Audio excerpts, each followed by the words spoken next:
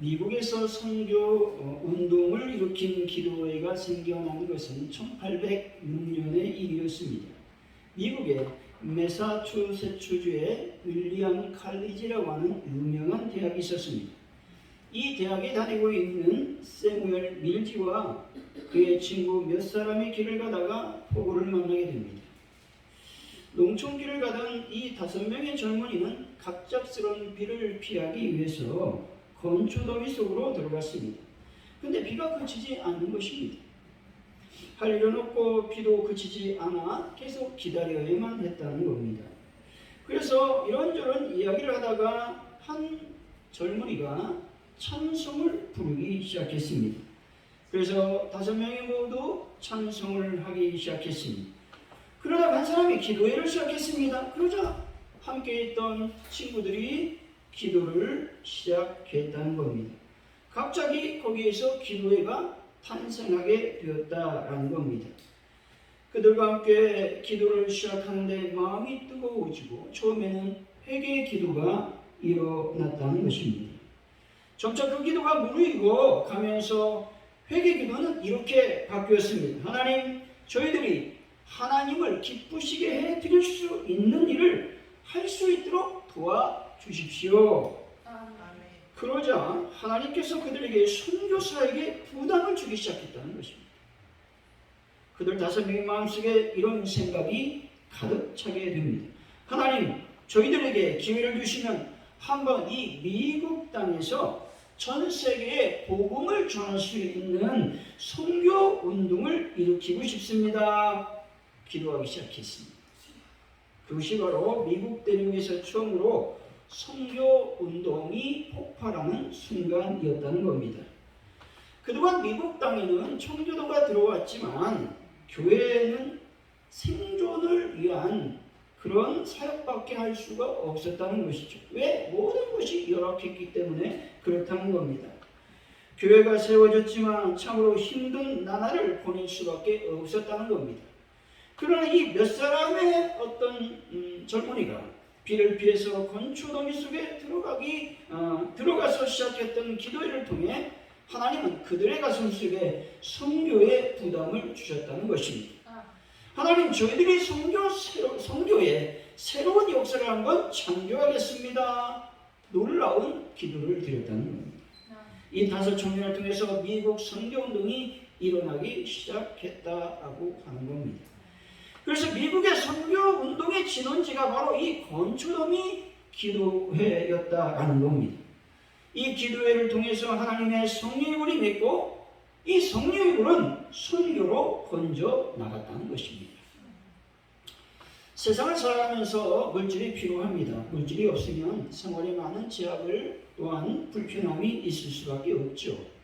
또 재능도 있어야 됩니다. 누구든지 각자에게 주어진 은사를 확실하게 개발하여 그 넉넉한 은사와 또 능력과 달란트로 주위 사람들에게 혜택을 주어야 한다는 겁니다. 여러분, 노래를 잘하는 사람이 얼마나 많은지 모릅니다. 그런데 어떤 사람의 노래는 특별한 영감을 불러일으킨다라는 겁니다.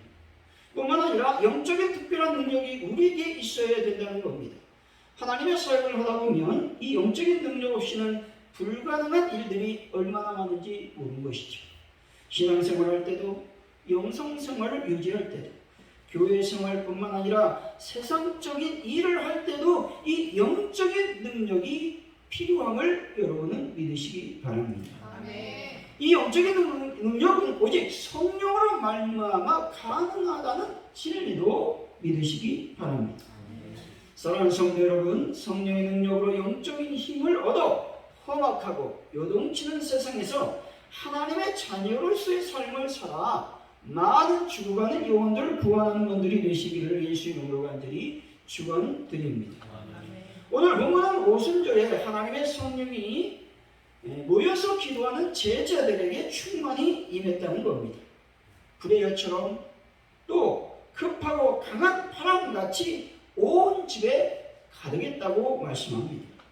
성령 충만의 결과는 놀라운 것이었습니다. 그것은 15개의 언어로 제자들이 하나님의 복음을 증거하고 있다라고 하는 겁니다. 그리고 베드로는 성령의 충만을 받아 설교를 시작했다는 겁니다. 먼저 베드로는 하나님의 성령이 임한 것은 요엘 선지자의 예언적 말씀에 성취하고 강변하고 있는 겁니다. 그리고 누구든지 예수 그리스도의 이름을 부르면 구원을 받는다고 선포하고 있는 것입니다. 오늘 본문을 통해서 베드로가 설교하다라고 하는 제목으로 베드로가 설교한 설교의 핵심은 무엇이었으며 어떻게 그런 힘이 가능했는지 하나님의 은혜를 나누도록 하겠습니다. 베드로가 설교하고 있는데 그 설교의 핵심은 첫 번째로 불신자들의 오해를 풀어주고 있다는 것입니다. 15, 16절이죠. 한번 읽어봅니다. 시작. 내가 제3신이 너의 생각과 같이 이 사람들이 취한 것이 아니라 이는 곧 선지자 요엘을 통하여 말씀한 것이니 이르시되 아멘. 여기서 제3시라고 하는 것은 제9시를 가리키는 것이죠. 이 시간 유대인들이 아침 기도를 하는 시간입니다. 유대 사회에서는 그 시간에 술 먹고 취한 사람이 없었다는 겁니다. 역사적으로 볼 때도 제1세기 요세푸스가 얘기하기를 유대인들은 제40까지는 식사도 하지 않았다고 전해지고 있다는 겁니다. 즉 오전 10시까지는 하나님을 향한 열정만 불태웠다라고 말하고 있는 겁니다.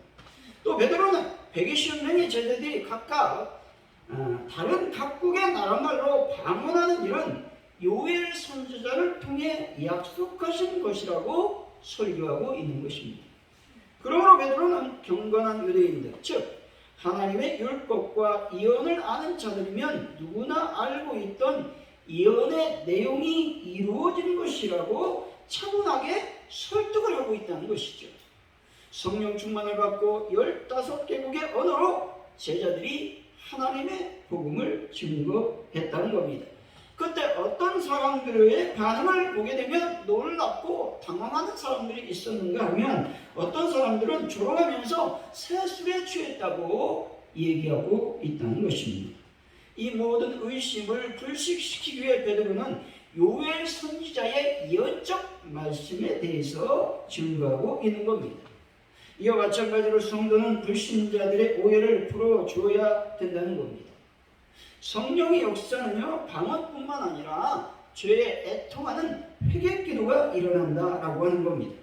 그리고 전도하는 것도 여러분 성령의 역사가 아니면 불가능하다는 것이죠. 또한 성도가 자기 재물을 희생하여 이웃을 구제하는 것도 역시 성령의 역사인 것입니다. 성도가 하나님을 열렬하게 찬양하는 일도 성령의 역사인 것입니다. 그런데 불신자들은 성도가 통곡하여 회개하는 것들을 보면 이유 없이 운다고 오해한다는 겁니다. 왜 저렇게 울지? 뭐 이렇게 슬픈 것이 있나? 오해한다는 겁니다. 또 열렬하게 전도하는 것을 보면 광신도라고 오해하는 사람들이 많다는 겁니다. 자신들의 재물을 불쌍한 이웃을 위하여 희생하는 것을 보면서 야, 저건 낭비하는 것이야. 제정신을 지니지 못한 사람이라고 오해를 한다는 겁니다. 그럴 때 우리들은 이것들을 차분하게 설명하며 납득할 수 있도록 이야기를 해 주어야 된다는 겁니다. 오늘의 교회 성도들의 간증입니다. 성도의 간증입니다. 그 화영조 목사님 계실 때 이야기니까 아주 오래된 이야기죠. 참이 많은 어떤 참회의 고백입니다. 본인은 새벽잠이 많아 특별 새벽기도 하는 것이 참으로 기적과 같았다는 겁니다. 먼 곳에 있었기 때문에 이제 오늘이 본교회까지는 가지 못하고 이 TV, 오늘이 TV를 통해서 새벽 기도를 이렇게 친한 사람들끼리 모여서 예배를 드렸다는 겁니다. 근데 뭐 가서 예배를 드리든지 아니면 자기들과 함께 TV를 보면서 예배를 드리든지 은혜는 동일했다는 것이죠. 그만큼 하나님을 향한 갈급함이 있었다라고 하는 것입니다. 이 자매는 성령, 방언, 은사 이런 것들에 대한 의심이 많았습니다. 이런 것은 이상한 광신도들이나 하는 것이라고 생각을 했다는 겁니다. 하지만 어느 날부터 이런 것이 궁금해지기 시작했습니다. 목사님께서 성령님을 강조하셨기 때문에 성경을 읽고 또 읽으면서 성령에 대해서 어떤 이야기가 있는가 쭉 계속 읽고 또 읽었습니다.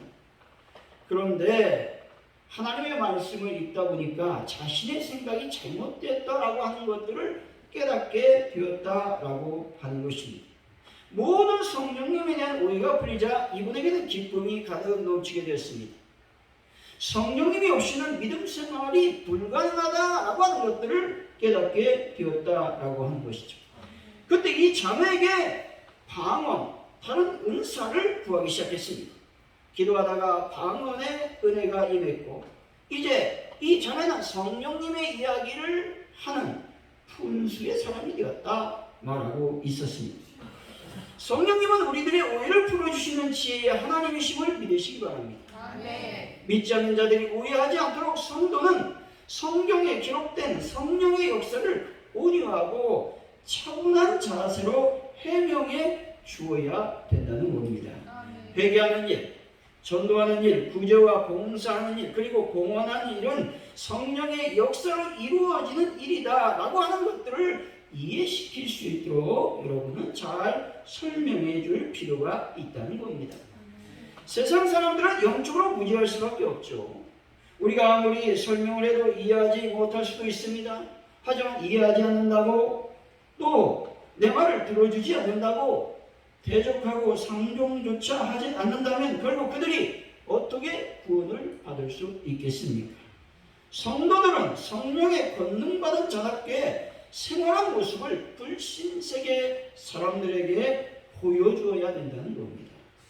악을 미워하고 의와 선을 추구하는 생활, 용서하는 생활, 이웃을 돕고 사랑하는 생활, 서로 협동하는 생활, 인내와 온유한 생활을 잘 보여주어야 된다는 겁니다.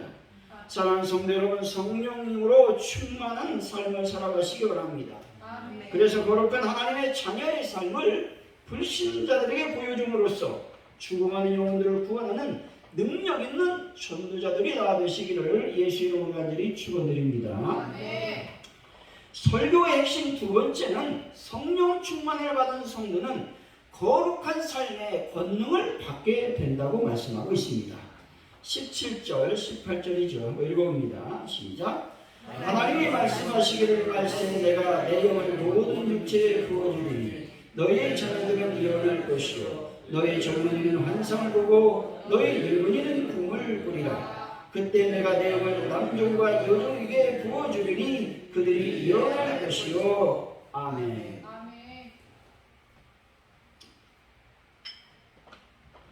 하나님은 말세에 내 영을 모든 육체에 부어주시겠다고 말씀하고 있습니다. 여기서 말세라고 하는 말은 예수 그리스도의 초림에서 재림까지를 지칭하는 종말적 개념이라고 하는 것이죠. 그럼 우리가 지금 어느 시대를 살고 있습니까?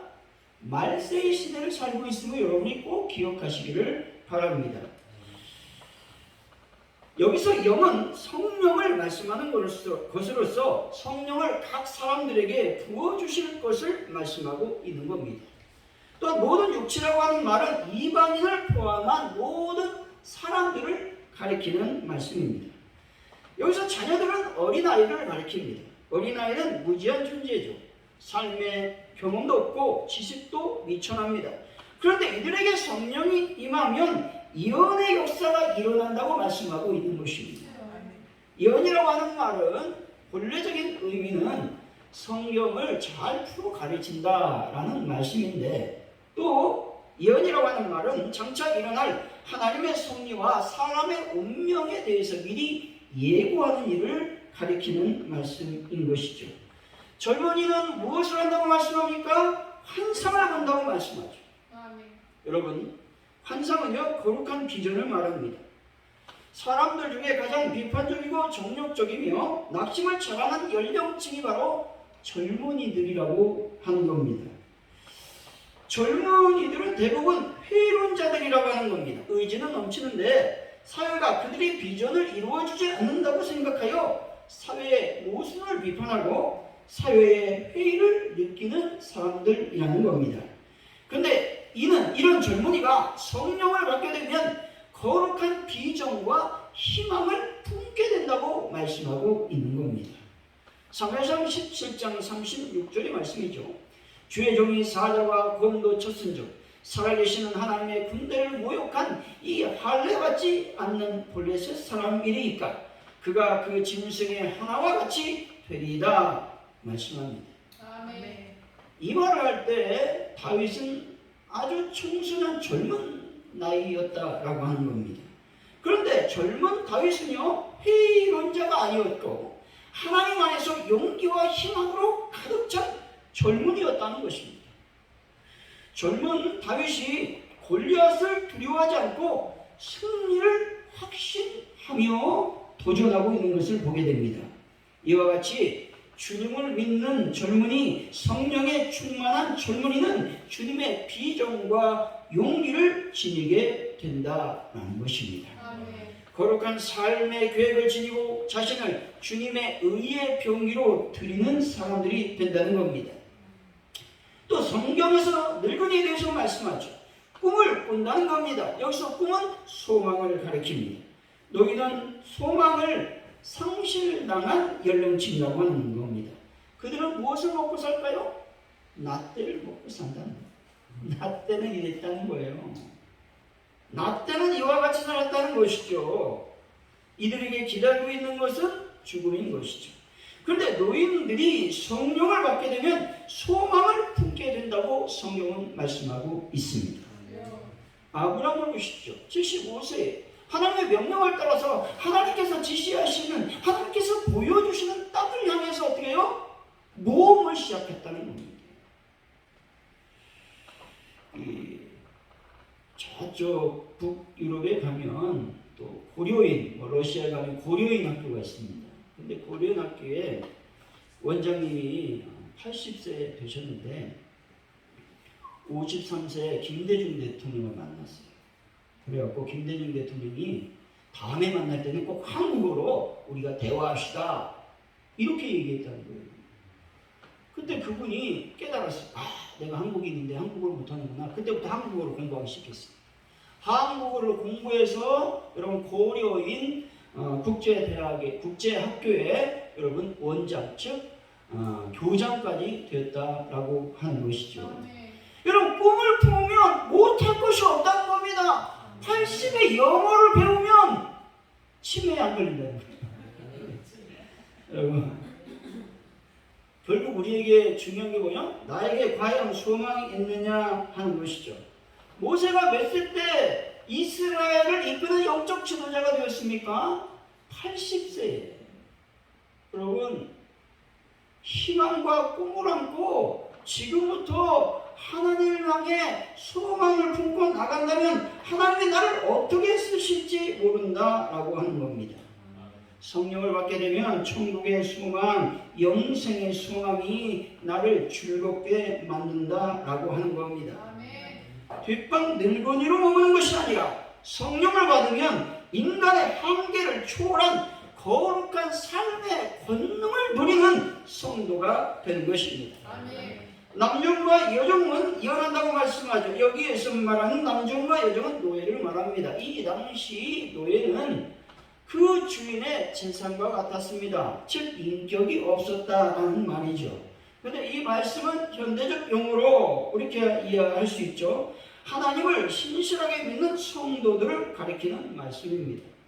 성령의 충만을 받으면 하나님의 권능을 받아 주님의 충성스러운 남종과 여종이 될 수 있다고 말씀하고 있는 것입니다. 사랑하는 성도 여러분, 하나님의 성령으로 충만하여 꿈을 꾸고 거룩한 비전을 받아 하나님의 거룩한 사역을 감당하는 분들이 다 되시기를 예수 이름으로 간절히 축원드립니다. 설교의 핵심 세 번째는요, 구원의 조건에 대해서 말씀하고 있다는 것이죠. 21절이 좀 읽어봅니다. 시작. 누구든지 주의 이름을 부르는 자는 구원을 받으리라. 아멘. 여기서 부르다라는 말은 믿는다라는 말씀이죠. 베드로는 누구든지 주님을 영접하기만 하면 구원을 받을 수 있다. 예수님을 나의 구주, 나의 하나님으로 믿기만 하면 구원을 받을 수 있다 말씀하고 있다라는 겁니다. 하나님의 진노의 심판의 표정이 임하는데 이것은 믿는 자를 구원하시는 구원 섭리의 한 과정이다 말씀하고 있다는 겁니다. 즉 베드로는 누구든지 그리스도를 믿는 자들은 성령을 선물로 받고 구원을 받을 수 있다. 그래서 기쁜 소식을 전하게 된다 말씀하고 있다라는 겁니다. 성도가 전해야 될 복음의 내용은 궁극적으로 예수를 통한 하나님의 용서와 영원한 생명이라고 하는 것입니다. 사랑하는 성도 여러분, 믿지 않는 영혼들이 예수 그리스도를 믿도록 끊임없이 멈추지 말고 하나님의 복음을 증거하는 분들이 다 되시기를 예수 이름으로 간절히 축원드립니다. 이렇게 베드로는 멋진 설교를 하고 있다는 것이죠. 한번 14절이죠. 한번 읽어봅니다. 시작. 베드로가 여러 사도와 함께 서서 소리 높여 이르되 유대인들과 예루살렘에 사는 모든 사람들아 이 일을 너희도 알게 할 것이니 내 말에 귀를 기울이라. 아멘. 베드로는 소리 높여 설교하고 있다는 겁니다. 그리고 당당하게 내 말에 귀를 기울이라고 말하고 있는 겁니다. 베드로는 어떤 사람이었어요? 소리를 지를 줄 아는 사람이었습니다. 그런데 당당한 자는 아니었다는 것이죠. 베드로는 죽음이 두려워서 주님을 3번이나 부인하는 비겁한 사람이었습니다. 또한 베드로는 예수님께서 변화성상에서 변화다니시는 모습을 보고서 예수님 여기가 좋습니다. 여기에 초록 셋을 지면 좋겠습니다. 라고 말했다가 예수님의 책망을 들었습니다. 사단아 내 뒤로 물러가라. 책망을 들었다라는 것입니다. 그런데 이러한 베드로가 이렇게 강한, 즉 담대하게 하나님의 복음을 증거하고 있다라고 하는 겁니다. 이렇게 복음을 담대하고 당당하게 증거할 수 있는 영적인 힘은 어디에서 나오게 되었을까요? 바로 성령의 충만이었습니다. 4절이죠. 한번 읽어봅니다. 시작. 그들이 다 성령의 충만을 받고 성령이 말하게 하심에 따라 다른 언어로 말하기를 시작하니라. 아멘. 120명의 제자들이 오순절 날에 마가다락방에 모여서 기도하고 있었다는 겁니다. 그때 하늘로부터 하나님의 성령이 부어진 역사를 경험하게 되는 것입니다. 120명의 제자 속에 베드로도 함께 있었습니다. 성령의 충만의 현장에 함께 있었던 베드로가 성령 충만을 받았다는 겁니다. 여러분, 베드로가 여기에 없었다면 어떻게 됐을까요? 성령의 충만을 받지 못했을 것입니다. 그러니까 여러분, 함께 모일 때 함께 있어야 됩니다. 그래야 한 생각과 한 뜻과 한 마음을 또 한 성령을 받을 수 있다는 겁니다. 여기서 충만하다라고 하는 말은 마치 그릇에 물이 넘칠 정도로 차 있는 상태를 의미하고 있다는 것이죠. 오순절 성령세를 받고 성령 충만한 성도들이 각 나라 방언으로 예수 그리스도를 전하기 시작했다는 겁니다. 이것은 그 영혼에 예수 그리스도와 진리로 충만하게 차 있었다는 증거라고 하는 겁니다. 여러분, 우리가 예수로 가득 차지 않으면 예수를 증거할 수 없다는 겁니다. 여러분, 어떤 것을 고민하면 그 고민한 얘기가 입으로 나올 수밖에 없다는 것이죠. 그래서 유대교의 핍박, 죽음도 두려워하지 않고 그 속에 충만한 그리스도와 복음의 진리를 각 나라에 속은 유대인들에게 담대하게 전하고 있는 것입니다. 다시 말해서 복음을 전하지 아니하고는 못 배기는 상태가 되었다라고 하는 것입니다. 이것이 곧 성령 충만의 참 모습이라고 하는 겁니다.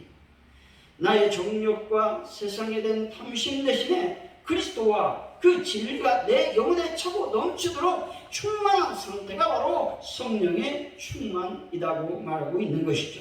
3절이죠. 한번 읽어봅니다. 시작. 마치 불이처럼 갈라진 것들이 그들에게 각 사람 위에 하나씩 임하여 있더니. 아멘. 하나님의 성령이 각 사람 위에 임했다는 것이, 이것은 각 개인을 통하여 이루실 하나님의 일에 똑같이 성령께서 주시는 능력이 필요했기 때문이라고 하는 겁니다. 오늘날 성령님은 우리의 모든 부족함과 실패를 초월하여 역사하시는 위대한 분이심을 여러분이 믿으시기 바랍니다. 아멘. 우리의 재능, 우리의 지식, 우리의 교육의 부족에서 오는 모든 제약과 열등감으로부터 우리를 자유케 하시는 분이 성령님이십니다. 아멘. 성령님은 우리들에게 그리스도의 마음을 주신다는 겁니다. 그리고 우리가 지금 당면한 과제에 대한 영적인 통찰력도 성령님이 주시는 것입니다. 아멘. 또한 성령님은 우리가 이 세상 어떤 학교에서 배울 수 없는 지혜와 분별력을 주시는 것이죠. 결론적으로 베드로는 비겁하고 연약하며 대책 없는 인물이었습니다. 그런데 하나님의 성령의 충만을 받고 멋진 하나님의 복음을 증거하는 전도자가 되었다는 겁니다. 때문에 우리도 하나님의 성령으로 충만하여 하나님께서 원하시는 삶을 살아야 하는 것이죠. 사랑하는 성도 여러분, 하나님의 성령으로 충만하여 하나님의 복음을 증거하는 귀한 분들이 되시기를 예수 이름으로 간절히 축원드립니다. 기도합니다. 하나님 아버지 감사합니다. 오늘도 주님께서 주시는 놀라운 성령의 충만한 삶을 살기를 원합니다. 그래서 하나님의 복음을 증거하는 하나님의 전도자들이 다 될 수 있도록 복을 더하여 주옵소서. 감사합니다. 예수님의 이름으로 기도하옵나이다. 아멘.